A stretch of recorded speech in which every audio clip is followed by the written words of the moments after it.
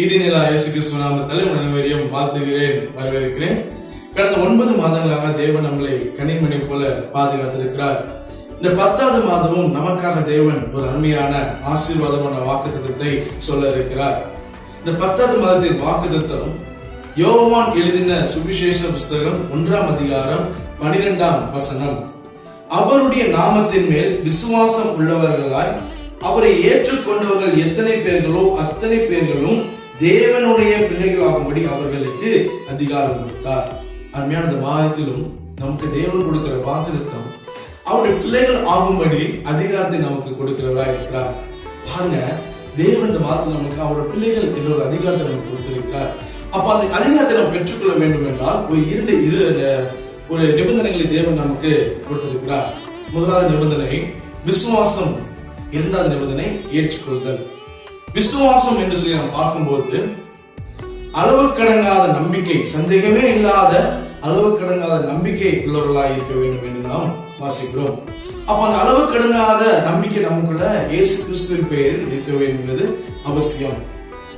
சந்தேகமே இல்லாமல் அவர் மீது நம்ம விசுவாசம் உள்ளவர்களாக இருக்கணும். அவர் என்ன என்பதையும், அவர் யார் என்பதையும், அவர் என்ன செய்ய நினைத்திருக்கிறார் என்பதையும் நாம் நம்புகிறவர்கள், அவர் பேரில் நம்பியிருக்கிறவர்களாய் இருக்க வேண்டும். அதுதான் அவருக்கு உண்டான விசுவாசம். நாம் அநேக ஜெபங்களை ஜெபிக்கும் போது பார்த்திருக்கோம். ஜெபிப்போம், இயேசு கிறிஸ்து நாமத்தினாலே ஆமென் அப்படின்னு சொல்லி என்ன ஜெபித்தாலும் ஒரு அரை மணி நேரம் ஜெபிப்போம். ஆனா ஜெபத்திற்கு முடிவில் என்ன சொல்லுவோம்? இயேசு கிறிஸ்து நாமத்தினாலே ஆமென் என்று நாம் சொல்லுவோம்.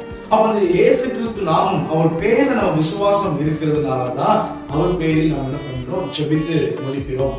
அப்ப எவை நம்ம ஆண்டவர் நாமத்தினால கேட்கிறோமோ அதை பெற்றுக்கொள்வதை நாம இருக்கிறோம். தேவன் அதான் வேதத்தில் சொல்கிறார், நீங்கள் நாமத்திலும் எதை கேட்டீங்களோ அதை பெற்றுக்கொள்கிறீர்கள் என்று தேவன் வாக்குத்தத்தத்தை கொடுத்திருக்கிறார்.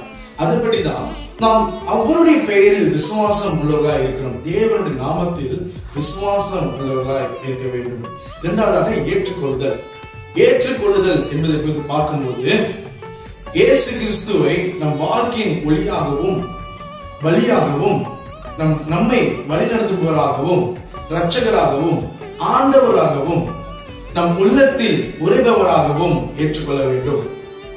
ஏற்றுக்கொள்ளுதல், விசுவாசம் உள்ளவர்கள் தான் தேவனை ஏற்றுக்கொள்ள வேண்டும் என்பது உண்மையான ஒரு காரியம். யாருக்கெல்லாம் விசுவாசம் இருக்கோ அவங்க எதுமான குறைவின்றி தேவனை, எதுமான தந்தைக்கு எதுமான குழப்பங்கள் வந்து தேவனை முழுமையாக ஏற்றுக்கொள்வார்கள்.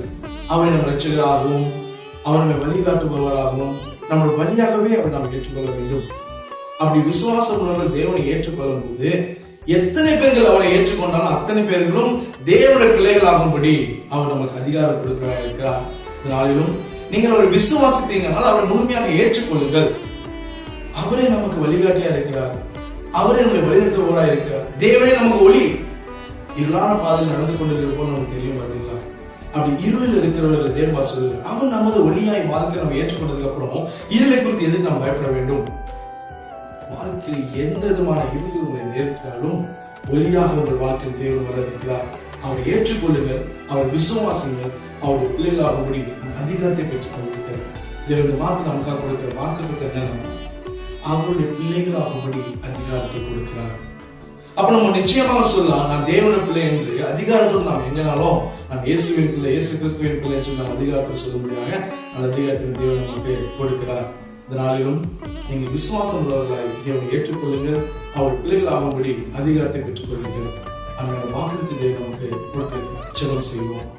எங்கள் அதிகமாக நேசிக்கிற நல்ல தரப்புனே நம்ம துதிக்கிறோம், ஸ்தோத்திரிக்கிறோம். அந்த நாளுக்காக, இந்த மாதத்தின் முதல் நாளுக்காக நன்றி. இந்த அக்டோபர் மாதத்துல தரப்ப நீங்க எங்களுக்காக கொடுத்திருக்கிற வாக்குத்தத்தம், உங்களுடைய பிள்ளைகள் ஆகும்படி நீங்க அதிகாரத்தை கொடுக்கிறதா இருக்கு. அதுக்கு 2 நிபந்தனைகள் நீங்கள் தந்திருக்கிறீர்களா? நாங்கள் விசுவாசம் உள்ளவர்களாய், உமது பெயரில் நாங்கள் விசுவாசம் உள்ளவர்களாயும் உண்மை எங்கள் வாழ்க்கையின் வழியாக ஏற்றுக்கொள்வதாயும் எங்கள் ஒப்புக் கொடுக்கிறோம். இந்த காணொலி பார்த்துக் கொண்டவர்கள் யாவரும் விசுவாசிக்கிறவர்கள் ஏற்றுக்கொள்வார்கள். அவர்கள் நம்முடைய பிள்ளைகள் ஆகும்படி நீர் அவர்களை அதிகாரத்தினால் நிரம்பியதாக ஒப்புக் கொடுத்து ஜெபிக்கிறோம். வாழ்க்கையில எவ்வளவு ஒரு கேள்வி புரிந்தாலும் அவங்களுடைய விசுவாசம் இருக்கும். அந்த விசுவாசத்தின் மூலமாக அவர் உங்களை ஏற்றுக்கொண்டு உங்களுடைய பிள்ளைகள் ஆகிய அவர்களுக்கு உண்டான எல்லா விதமான காரியங்களிலிருந்தும் இருளிலிருந்தும் ஒளியாக நீர் அவர்கள் வாழ்க்கையில வருகிறவர்களாக இருக்கிறீர்கள். நாங்கள் விசுவாசிக்கிறோம். இந்த நாளிலும் இந்த வாக்குத்தத்தின்படி உங்களுடைய பிள்ளைகள் ஒவ்வொருவரையும் உங்களுடைய அதிகாரத்தில் நிரப்பியாக உங்களுடைய பிள்ளைகள் என்ற ஒரு அதிகாரத்தை நீ புத்திரவாக்கியத்தை புத்தி சுகாரத்தை அவர்களின் தருவிலாக என்று நாம் ஒப்பு கொடுத்து செபிக்கிறோம். இயேசு கிறிஸ்து நாமத்தில் செபிக்கிறோம் ஜீவனுள்ள நல்ல பிதாவே. ஆமென். ஆமென். God bless you.